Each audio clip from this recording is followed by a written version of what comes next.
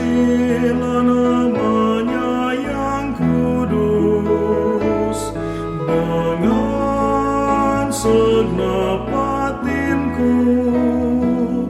Jangan lupakan kebaikannya. Dia mengampuni segala dosamu. Dia menyembuhkan penyakitmu. Dia menebus hidupmu dari kubur. Rahmat dan kasih setia atasmu. Pujilah Tuhan, hai jiwaku. Pujilah namanya yang kudus, dengan segenap batinku. Jangan lupakan kebaikannya. Dia puaskanmu dengan kebaikan. Masa mudamu menjadi baru. Dia menjalankan keadilannya bagi orang-orang yang diperas. Pujilah Tuhan, hai jiwaku. Pujilah namanya yang kudus, dengan segenap batinku. Jangan lupakan kebaikannya.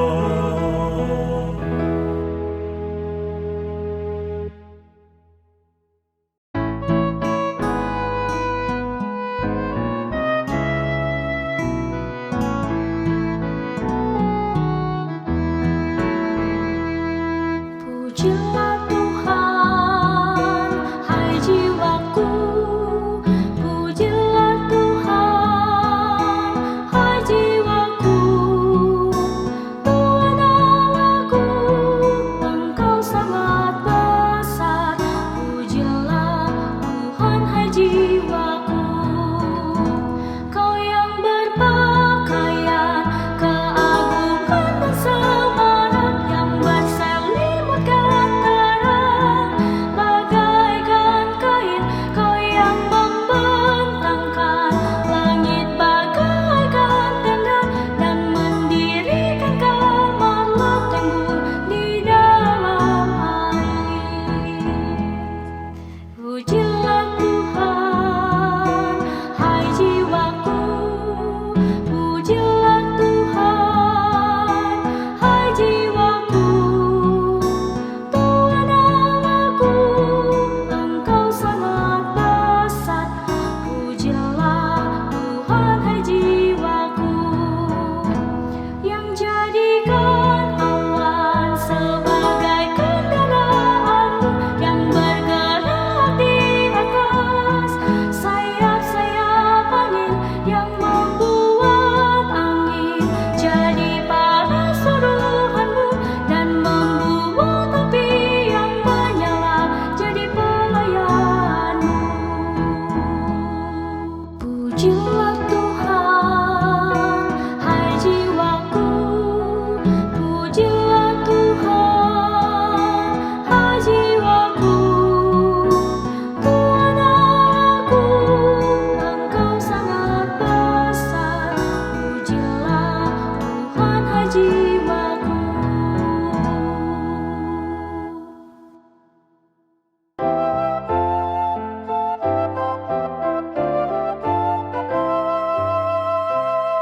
Bersyukurlah pada Tuhan, serukanlah namanya.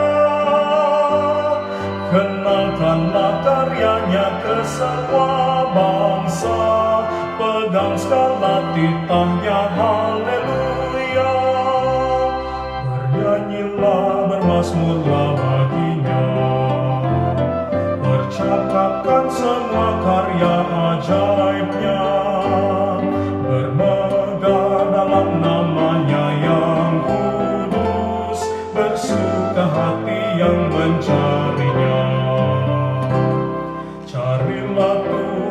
kekuatannya. Carilah wajah Tuhan selalu, hai anak cucu Abraham hambanya, anak Yakub umat pilihannya. Bersyukurlah pada Tuhan, serukanlah namanya,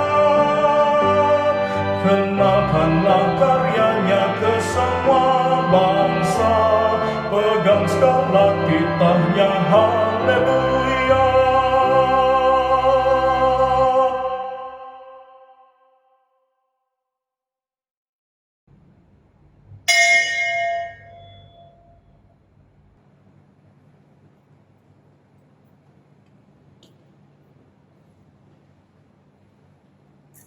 Selamat pagi dan selamat mengikuti kebaktian online di GKI Kosambi Baru. Warta lisan, kebaktian online Minggu 20 Desember 2020. Pelayan kebaktian. Kebaktian online hari ini dilayani oleh Pendeta Injelin Chandra dari GKI Kepanjuri. Majelis jemaat dan segenap jemaat mengucapkan terima kasih atas pelayanannya. Tuhan memberkati. Liturgi khusus. Kebaktian online kali ini menggunakan liturgi khusus masa raya Natal, yaitu liturgi Advent 4 yang disusun oleh GKI Sinode Wilayah Jakarta, Wilayah Jawa Barat. Persidangan Majelis Jemaat. Hari ini, Minggu 20 Desember 2020, akan diadakan persidangan Majelis Jemaat melalui Zoom pada pukul 13.00 WIB, dipimpin oleh Pengetua Yonatan Christian. Apabila jemaat mempunyai saran atau usul, dipersilakan untuk menyampaikan kepada majelis jemaat sebelum persidangan dilaksanakan. Kebaktian malam Natal dan Natal. Kebaktian malam Natal dan Natal akan diselenggarakan secara online. Sekian pembahasan pada hari ini, dan kita akan bersaat teduh sejenak.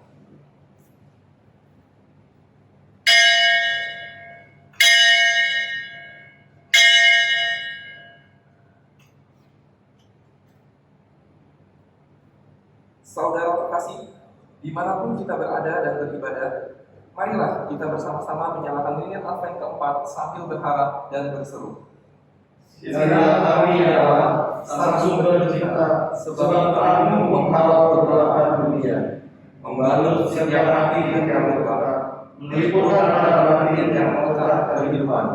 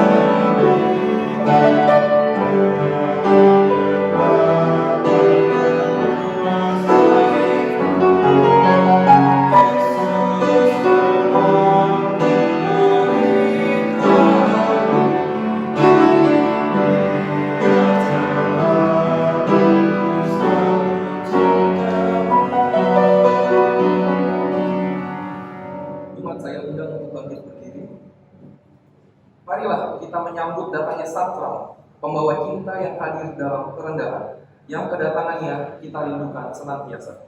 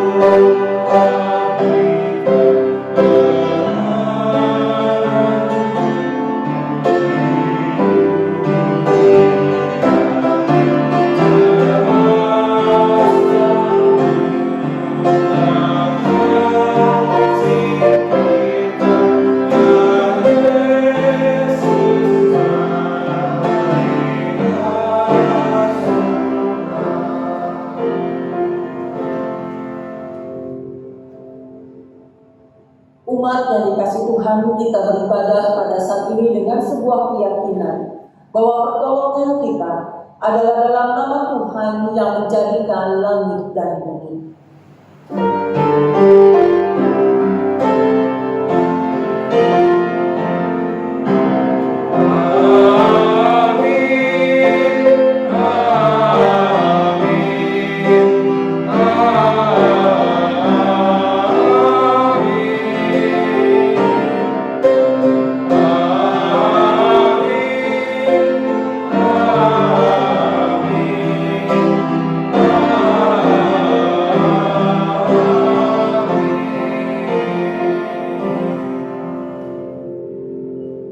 Tuhan beserta saudara.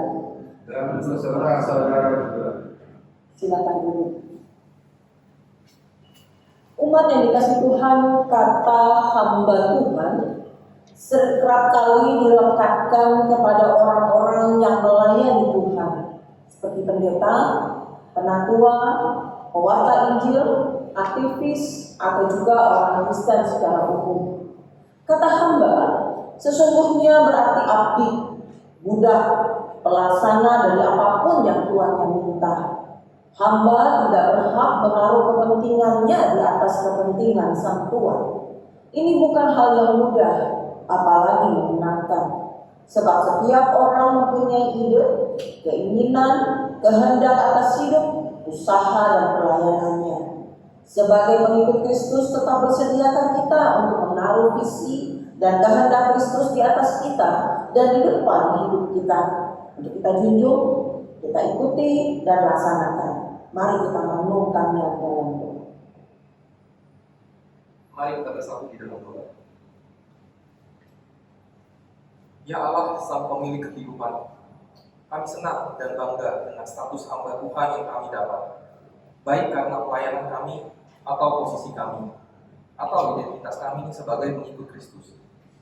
Kami bersyukur sebab Engkau mengundang dan mengizinkan kami melayani.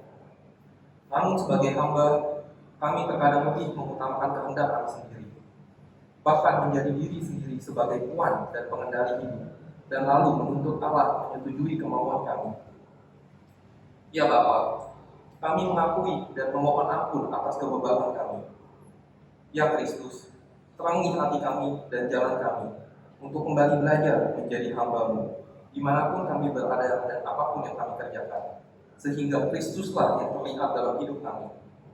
Ya Roh Kudus, ingatkan dan teguhkan hati kami selalu untuk benar-benar menaruh diri kami di bawah belas kasih dan kehendak-Mu, sehingga kami menghamba dengan kerelaan dan penuh sukacita. Kasihanilah kami ya Tuhan.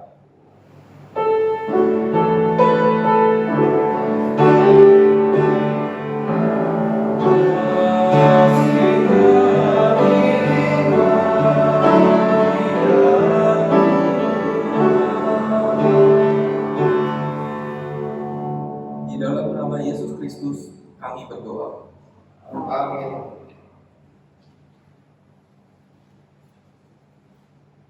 Bagi kita yang telah mengakui dan menyesali dosa kita, Kolose 1 ayat yang ke-13 sampai 14 menyatakan, Ia telah melepaskan kita dari kuasa kegelapan dan memindahkan kita ke dalam kerajaan anaknya yang kekasih.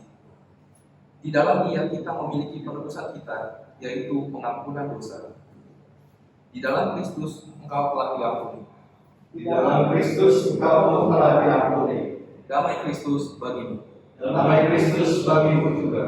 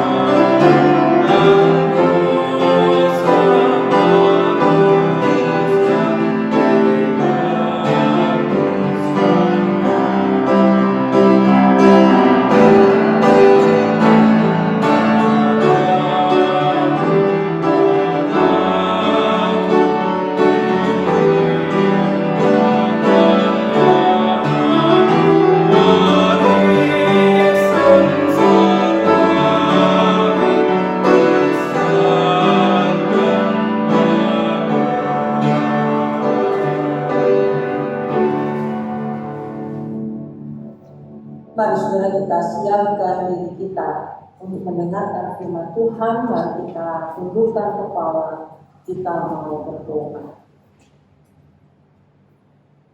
Ya Tuhan, kami saat ini akan membaca firman Tuhan. Kami mau belajar untuk mendengarkan dan merenungkannya. Tuhan, mampukanlah kami, karena kami menyadari akan keterbatasan kami untuk bisa melihat, memahami, dan untuk mengerti akan firman-Mu untuk apa yang harus kami lakukan. Maka Tuhan, kami mohon sertai kami, sehingga firman yang kami baca, yang kami daraskan dapat kami baca dengan baik. Dan bila firman itu juga boleh kami dengarkan, boleh kami mengerti. Dan terlebih lagi Tuhan, tolong kami supaya kami boleh melakukannya dalam kehidupan kami. Sertailah setiap hamba-hamba-Mu Tuhan yang telah Kau pilih untuk boleh membaca, mendaraskan, dan menguraikan firman. Tuhan boleh menaruh perkataan-Mu di setiap bibir hamba-hamba-Mu ini, sehingga apa yang disampaikan semuanya adalah seturut dengan kehendak-Mu. Dalam nama Kristus kami berdoa. Amin.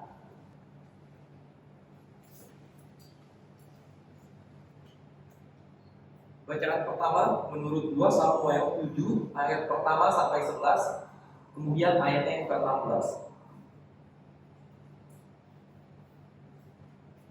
Janji Tuhan mengenai keluarga dan kerajaan Daud.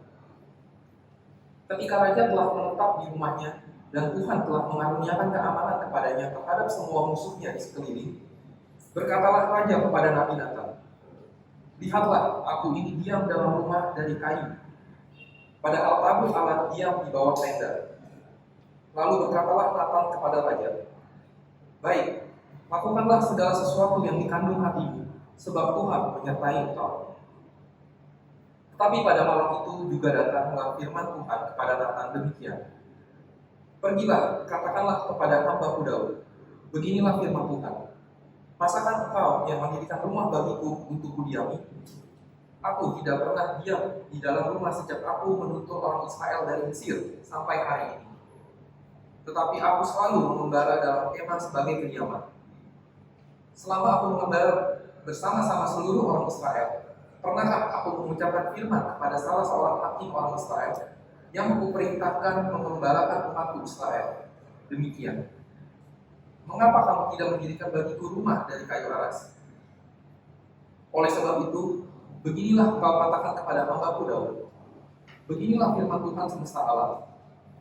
Akulah yang mengambil engkau dari padang, ketika menggiring kambing domba untuk menjadi raja atas umatku Israel.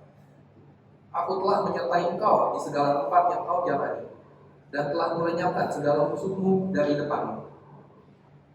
Aku membuat besar namamu seperti nama orang-orang besar yang ada di dunia.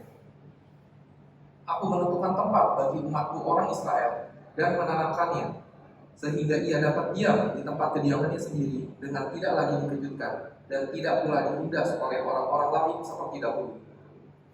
Sejak aku mengangkat hakim-hakim atas umatku Israel, aku mengaruniakan keamanan kepadamu daripada semua musuhmu. Juga diberitahukan Tuhan kepadamu, Tuhan akan memberikan keturunan kepadamu." Ayat ke-16. "Keluarga dan kerajaan akan kokoh untuk selama-lamanya di hadapanmu. Tahtamu akan kokoh untuk selama-lamanya." Demikianlah sabda Tuhan. Syukur pada Allah.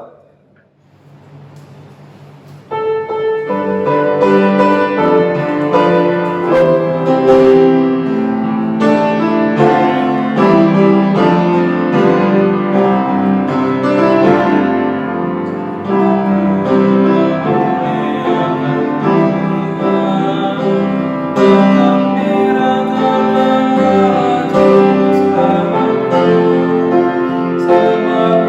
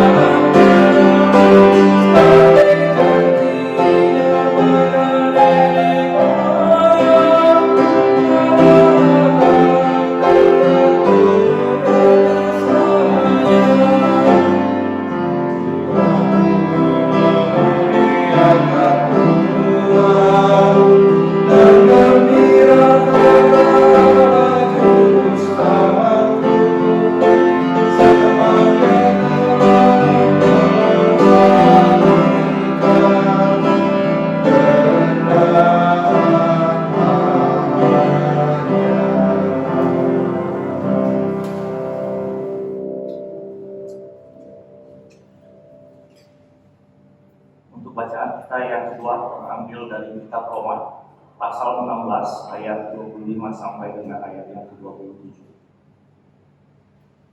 Segala kemuliaan bagi Allah, bagi Dia yang berkuasa menguatkan kamu menurut Injil yang kumasyurkan dan pemberitaan tentang Yesus Kristus sesuai dengan pernyataan rahasia yang didiamkan berabad-abad lamanya, tetapi yang sekarang telah dinyatakan dan yang menurut perintah Allah yang abadi telah diberitakan oleh kitab-kitab para nabi kepada segala bangsa yang membimbing mereka kepada ketaatan iman. Bagi Dia satu-satunya Allah yang penuh hikmat, oleh Yesus Kristus segala kemuliaan sampai selama-lamanya. Amin. Demikianlah sabda Tuhan. Syukur kepada Allah.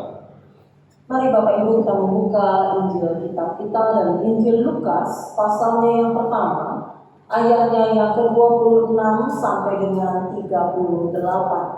Injil Lukas pasalnya yang pertama, ayatnya yang ke-26 sampai dengan ayatnya yang ke-38.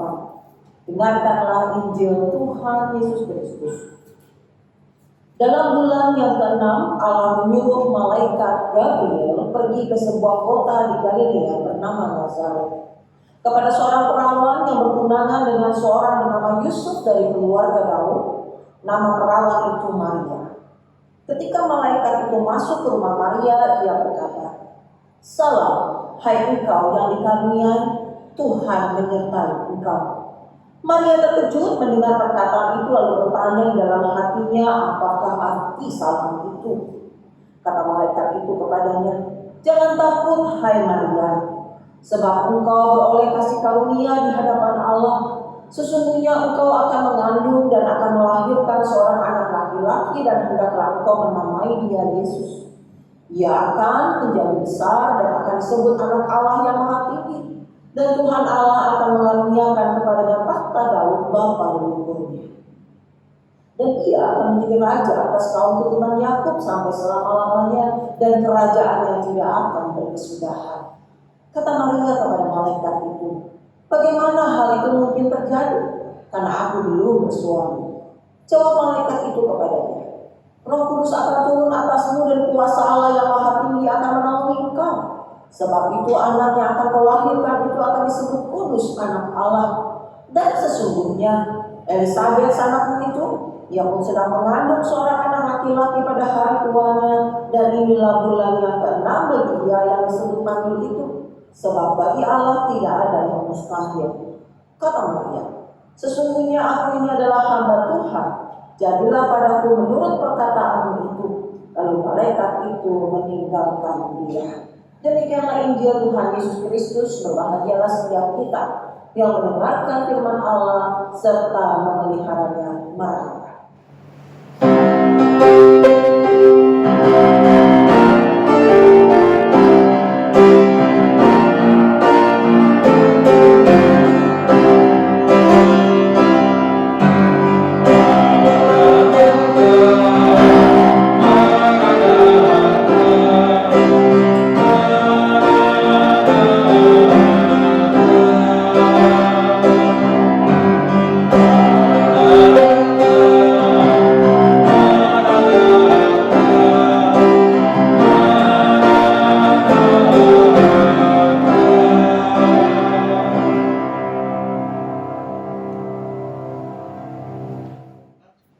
Bapak Ibu yang dikasih Tuhan, ketika kita masih kecil, kadang kita suka ditanya, "Nanti kalau gede mau jadi apa?"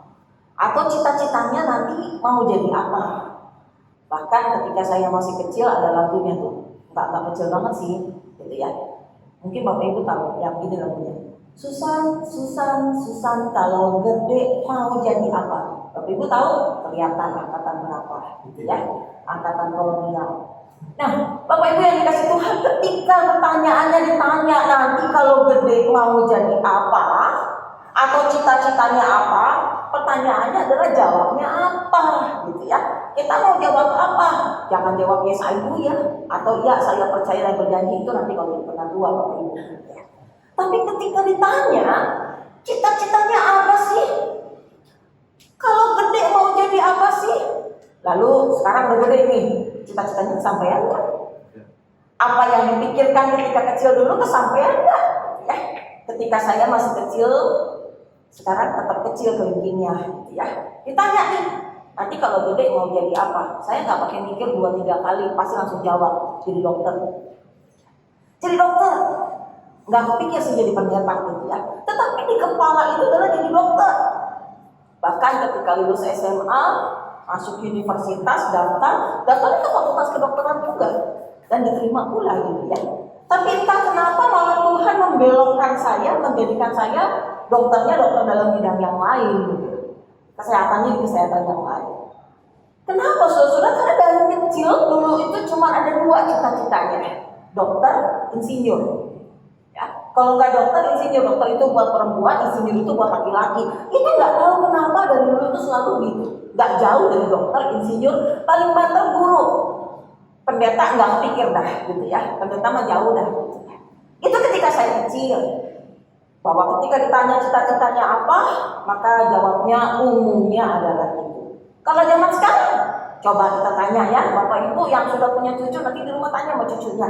Nanti kalau gede mau jadi apa? Jawabnya YouTuber, gamer. Apalagi ya biasanya ya, YouTuber, gamer, terus jadi, ada juga sih yang jadi dokter, ada juga sih yang jadi insinyur. Tapi biasanya rata-rata tuh bilangnya YouTuber, bilangnya gamer dan seterusnya. Karena paling tidak kalau ditanya sama ponakan saya yang masih kecil, jawabannya itu gitu ya. Nanti kalau dulu jadi apa? Mau jadi YouTuber tante gitu ya, mau jadi YouTuber. Emang jadi YouTuber kayak gimana? Main video-video itu loh. Lalu dari sekarang mereka udah, oh satu lagi jadi vlogger. Ya jadi vlogger. Nah saudara-saudara, dari dulu sampai sekarang nggak ada satupun orang yang bercita-cita nanti kalau gede saya mau jadi hamba. Nggak ada. Kenapa? Karena peribahasanya adalah gantungkanlah cita-citamu setinggi langit. Dan yang namanya setinggi langit, bintang di langit itu nggak ada hamba. Nggak ada hamba. Yang ada di langit yang tinggi itu adalah dokter, insinyur, lalu sekarang YouTuber, vlogger, gamer gitu ya. Dan yang lain-lainnya itu gak ada. Kenapa? Karena hamba itu di bawah. Hamba itu adanya di bawah. Kamus Besar Bahasa Indonesia menyebutkan hamba itu adalah budak belian. Hamba itu adalah abdi. Hamba itu menunjukkan sebuah status, sebuah posisi yang sangat rendah, sebuah pekerjaan yang sangat rendah. Kenapa seorang hamba itu adalah sebuah posisi yang sangat rendah di bawah? Karena seorang budak, tadi kalau kita ingat kata pembuka kita, adalah orang yang sebenarnya sudah dibeli hidupnya. Bahkan seorang hamba itu dia tak akan digaji. Bapak Ibu kerja digaji, mendapat upah atas apa yang sudah dikerjakan.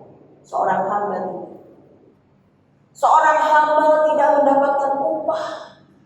Dia tidak mendapatkan gaji, dia tidak bisa melakukan apapun yang dia inginkan karena dia harus meletak keinginannya itu di bawah keinginan sang Tuhan.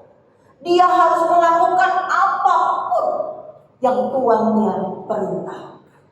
Maka gak ada orang yang bermimpi dan bercita-cita menjadi seorang hamba. Bagaimana dengan Maria? Apakah Maria bermimpi dan bercita-cita menjadi seorang hamba? Tidak. Saya yakin tidak. Saya yakin tidak. Saya pikir Maria sama dengan gadis-gadis yang lain, gadis-gadis muda yang lain. Mereka atau Maria bermimpi menjadi seorang istri bagi kekasihnya yang dia cintai. Dalam hal ini adalah Yusuf. Maria bermimpi dia bisa membangun satu rumah tangga, dia bisa memiliki anak, dia bisa hidup bahagia, happily ever after katanya gitu kalau kata dongeng.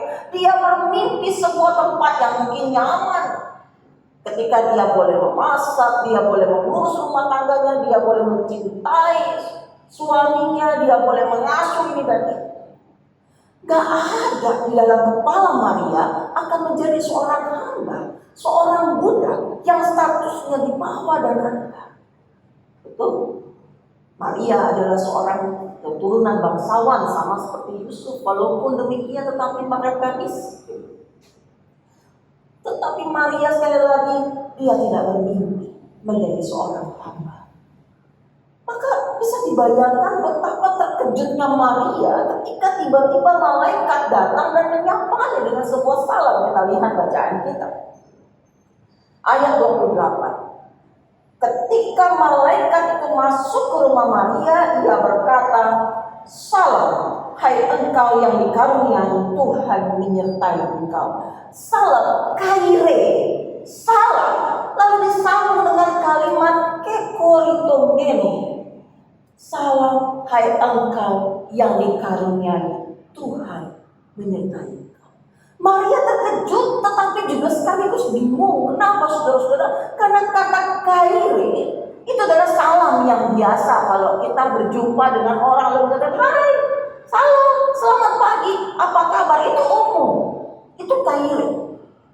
Salam yang sangat umum. Tetapi ketika kemudian malaikat itu menyambungnya dengan kata kekoritomene, Maria jadi bingung. Kenapa saudara-saudara? Karena kekoritomene ini artinya adalah orang yang dipilih, orang yang dikaruniai Allah, orang yang dikhususkan, yang spesial, yang dipilih oleh Tuhan secara luar biasa. Ini yang membuat Maria menjadi.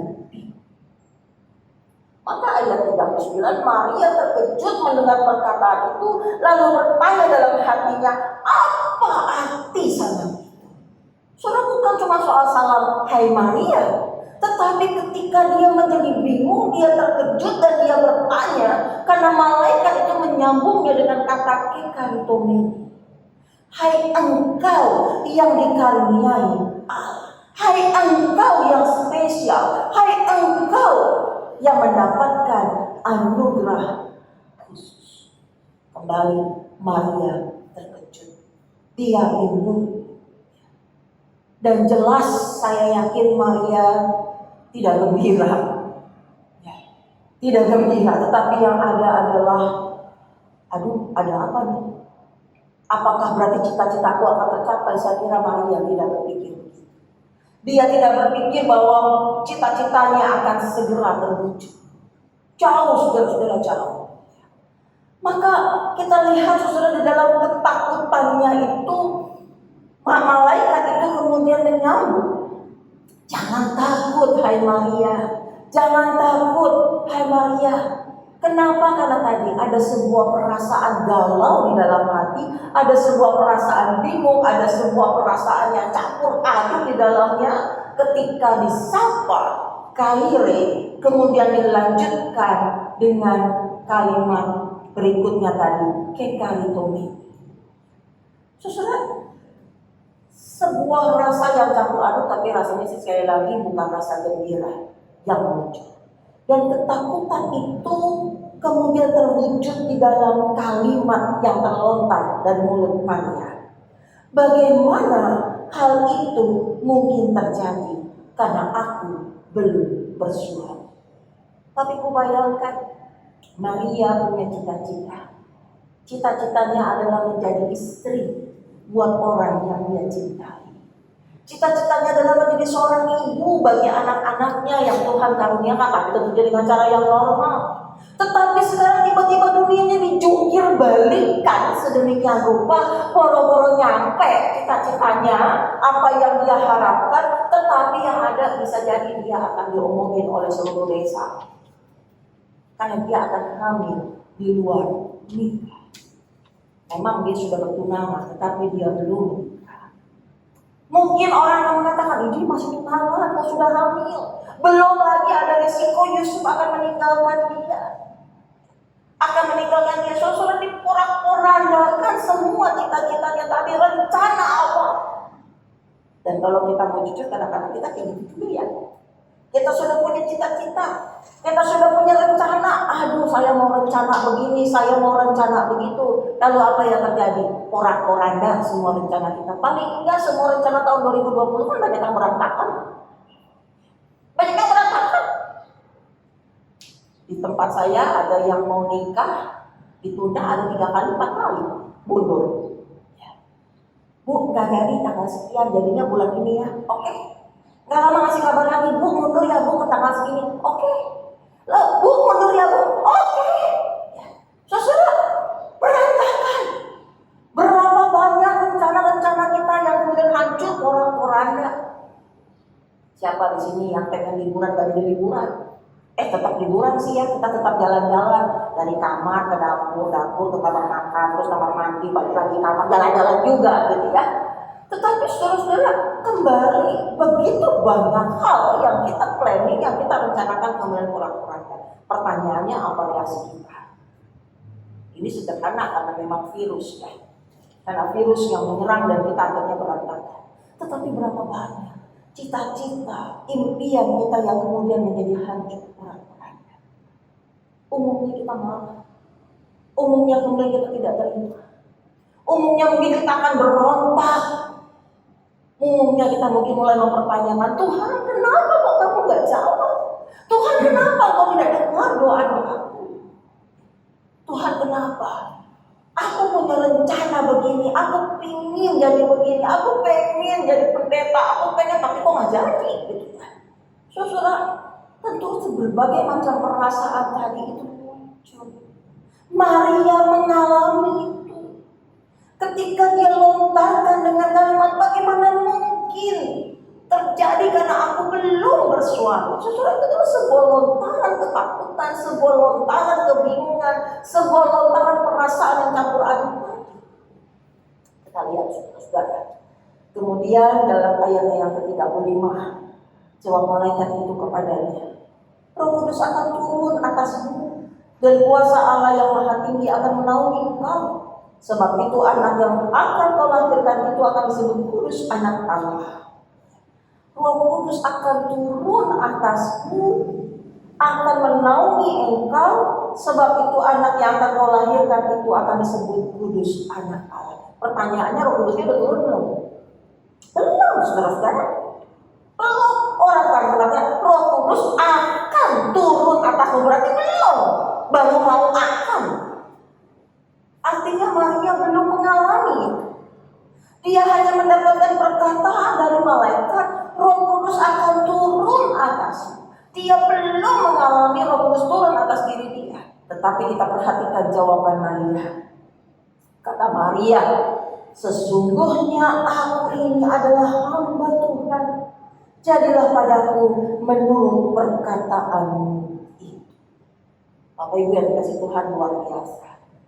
Ketika hidupnya kacau balau, ketika impiannya porak-poranda, ketika cita-citanya hancur luluh berantakan, ketika dia mengalami kebingungan, ketika dia mengalami ketakutan, ketika dia hanya mendapatkan janji bahwa Roh Kudus akan turun atas dia, Maria menjawab, sesungguhnya aku ini adalah hamba Tuhan. Bapak Ibu, perkataan ini sangat luar biasa. Kenapa? Karena pemahaman Maria atas kata hamba berbeda dengan pemahaman yang kita miliki atas kata hamba. Ketika Maria memahami sesungguhnya aku ini adalah hamba Tuhan, di sana Maria menyadari dan mengetahui sesungguhnya bahwa hamba itu tidak punya hak atas hidupnya. Dan dia mengatakan sesungguhnya aku ini adalah hamba Tuhan. Jadilah padaku menurut perkataan itu. Semua dengan kesadaran penuh Maria memberikan keberserahan total dalam seluruh kehidupannya. Dia menyerahkan impiannya, dia menyerahkan cita-citanya, dia menyerahkan hidupnya, dia menyerahkan masa depannya, dan menyerahkan segala sesuatu. Kenapa? Karena Maria menyadari bahwa hidupnya bukan milik dia, tetapi milik Tuhan. Maka kalimatnya, sesungguhnya aku ini adalah hamba Tuhan. Aku ini dimiliki oleh Tuhan yang punya hidupku, yang punya masa depanku, yang punya keberadaan hidupku, itu adalah Tuhan. Maka saudara, inilah dipahami Maria. Maka saya katakan sangat luar biasa ketika dia mengatakan sesungguhnya aku ini adalah hamba Tuhan. Karena dia memahami hamba, sebagai budak, sebagai abdi, sebagai sosok yang begitu rendah, sosok yang tidak punya hak apapun atas hidupnya. Beda dengan pemahaman kita tentang hamba Tuhan. Bapak Ibu kalau ditanya, siapa sih hamba Tuhan? Maka Bapak Ibu dengan segera menunjuk ke depan, siapa? Pendeta. Pendeta itu adalah hamba Tuhan yang kita anggap bekerja di gereja. Mungkin juga ada penatua yang disebut hamba Tuhan. Jarang sih penatua disebut hamba Tuhan. Yang biasa disebut hamba Tuhan itu pendeta, guru Injil gitu ya. Kalau Bapak Ibu apa? Anak Tuhan. Anak sama hamba beda kan? Makanya anak nyuruh hamba gitu ya. Hamba nggak bisa nyuruh anak ya. Tetapi anak nyuruh hamba. Terlepas dari itu semua saudara, bukankah kita semua ini adalah hamba Tuhan? Bapak Ibu yang dikasih Tuhan adalah hamba Tuhan. Saya adalah hamba Tuhan. Para penatua yang ada di gereja, mereka yang bermain musik, mereka yang menjadi song leader, mereka yang mungkin melakukan rekaman, siapapun kita ini adalah hamba Tuhan. Karena kita ini adalah hamba Tuhan. Lalu kalau kita semua ini adalah hamba Tuhan, pertanyaannya lanjut lagi. Apakah Tuhan berkuasa atas seluruh keberadaan diri kita? Apakah Tuhan berkuasa atas seluruh masa depan kita? Apakah Tuhan berkuasa atas seluruh impian kita? Seluruh cita-cita kita? Apakah berarti kita menaklukkan diri kita di bawah kuasa Tuhan? Atau kita masih ngotot? Atau kita masih keras kepala? Lalu kita mengatakan, ini loh Tuhan yang aku mau, Tuhan harus ngikutin apa yang aku mau. Kalau itu kita bukan hamba Tuhan. Ketika kita mengatakan, aku adalah hamba Tuhan, dan pada Advent keempat ini kita diajarkan, kita boleh berkata seperti Maria, sesungguhnya aku ini hamba Tuhan. Maka Bapak Ibu, mari kita belajar. Belajar untuk apa? Menaklukkan diri di bawah kuasa dan kehendak Tuhan. Belajar untuk berserah penuh kepada Tuhan. Belajar untuk memahami dan meyakini bahwa seluruh keberadaan diri kita itu bukan milik kita, tapi milik Tuhan. Semua uang, semua materi, semua kekayaan, semua kepandaian, semua hal yang kita dapati, yang kita miliki di dunia ini, itu adalah milik Tuhan. Yang Tuhan pinjamkan, yang Tuhan percayakan untuk kita kelola dengan baik. Maka mari sebagai hamba Tuhan, kita boleh mengelola hidup kita dengan baik di bawah kuasa Tuhan. Bapak Ibu yang dikasih Tuhan, belajar dari Maria. Belajar dari Maria untuk boleh berkata, sesungguhnya aku ini hamba Tuhan. Jadilah padaku menurut perkataan Tuhan menolong kita semua. Amin.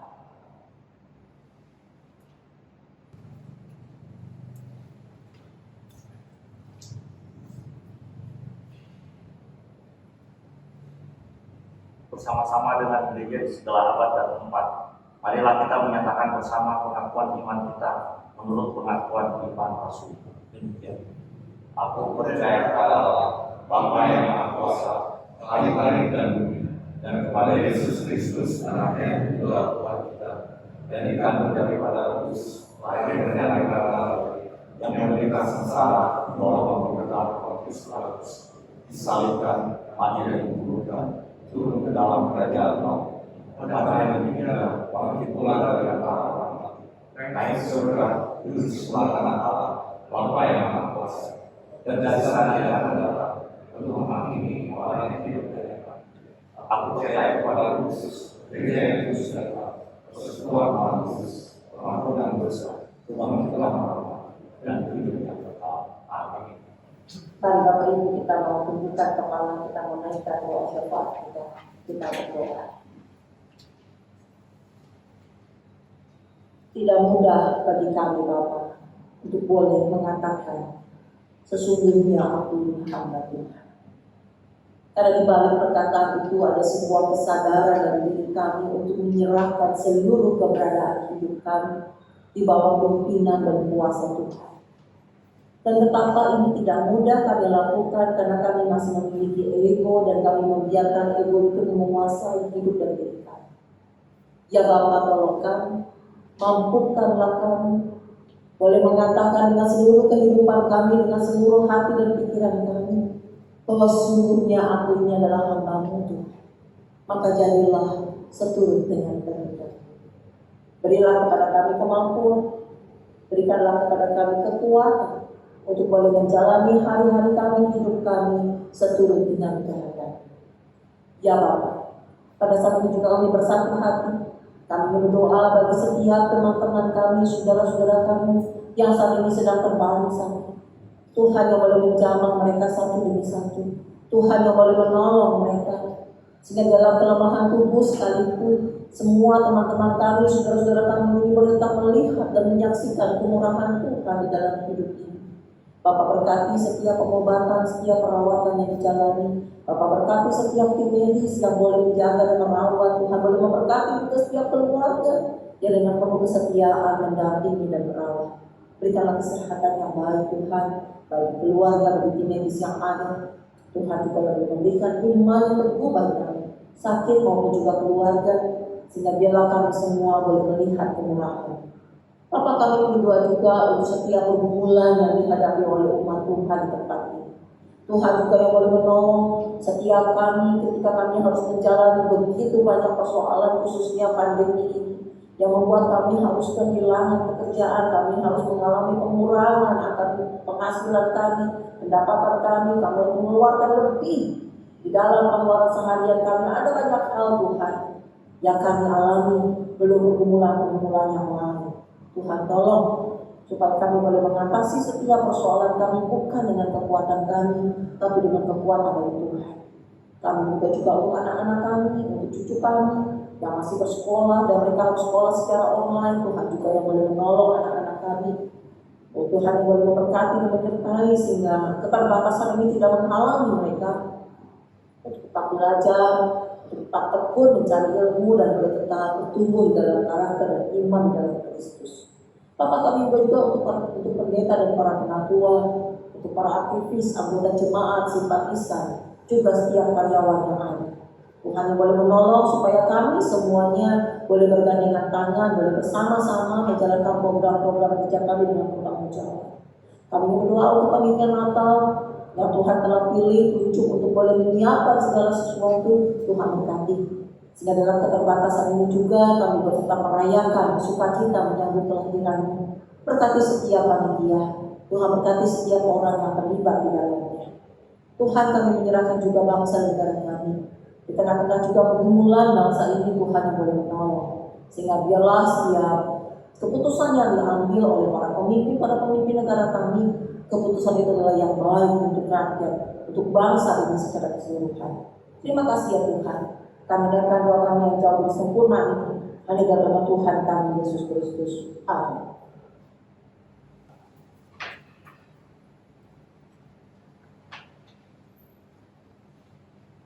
Teladan Maria untuk menyerahkan hidupnya menjadi karya keselamatan Allah bagi dunia, menggugah kita untuk memberikan hidup, hati dan harta kita untuk Tuhan pakai menjadi berkat dan sumber kehidupan bagi sesama.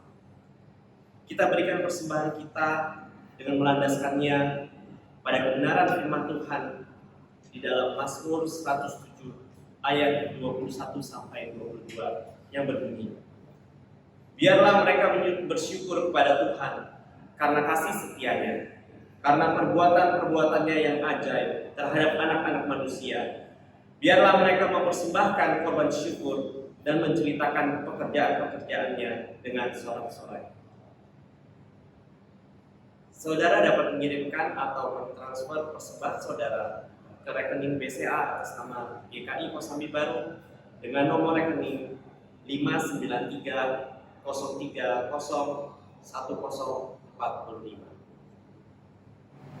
Semua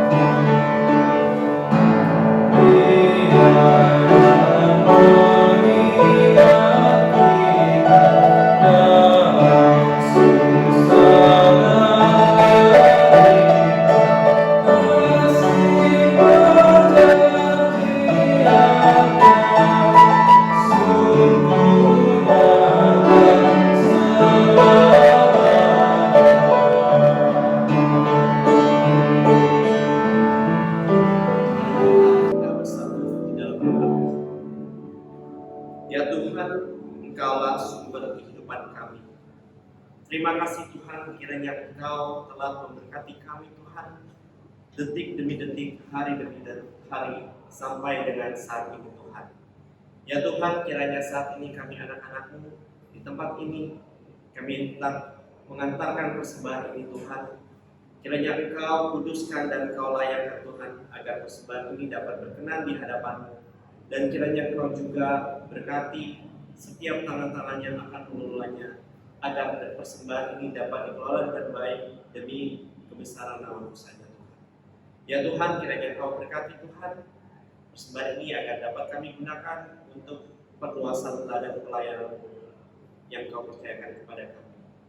Dan kiranya Tuhan, lebih dari itu Tuhan, ajarkanlah kami Tuhan untuk tidak hanya mempersembahkan harta dan benda yang kami miliki Tuhan, tapi terlebih lagi kiranya ajar kami untuk selalu mempersembahkan seluruh kehidupan kami Tuhan, agar Engkau dapat pakai, Engkau gunakan sebagai sumber berkat bagi orang lain di sekitar kami.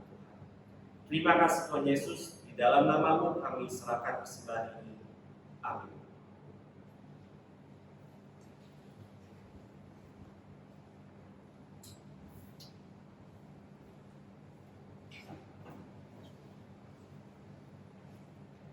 Saudaraku, marilah kita menjadi hamba Tuhan yang menyatakan kasih-Nya, mewujudkan kehendak-Nya, dan menghadirkan kerajaan-Nya dimanapun Tuhan mengutus kita.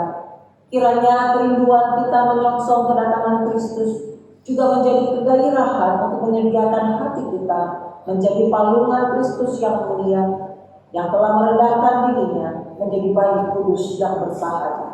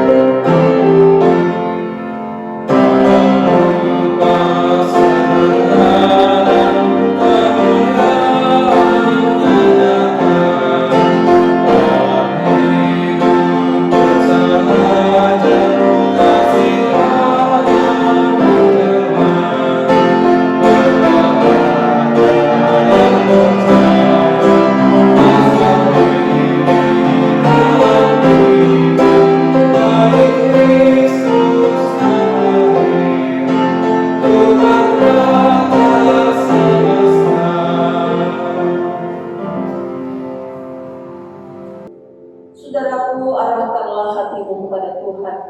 Mari mengarahkan hati kami kepada Tuhan. Jadilah saksi Kristus. Syukur kepada Allah. Terpujilah Tuhan. Ini dan selamanya. Kiranya Engkau menjadi hamba-Nya bagi pekerjaan dan kehadiran-Nya di dunia, yang dengan setia dan penuh pengharapan mewujudkan kehendak-Nya dalam keseharian. Dan sampai kita bertemu kembali, kiranya cinta kasih dari Allah Bapa melalui anak tunggalnya Yesus Kristus dan persekutuan Roh Kudus senantiasa memerintah di dalam hatiku dari sekarang ini dan sampai selama-lamanya.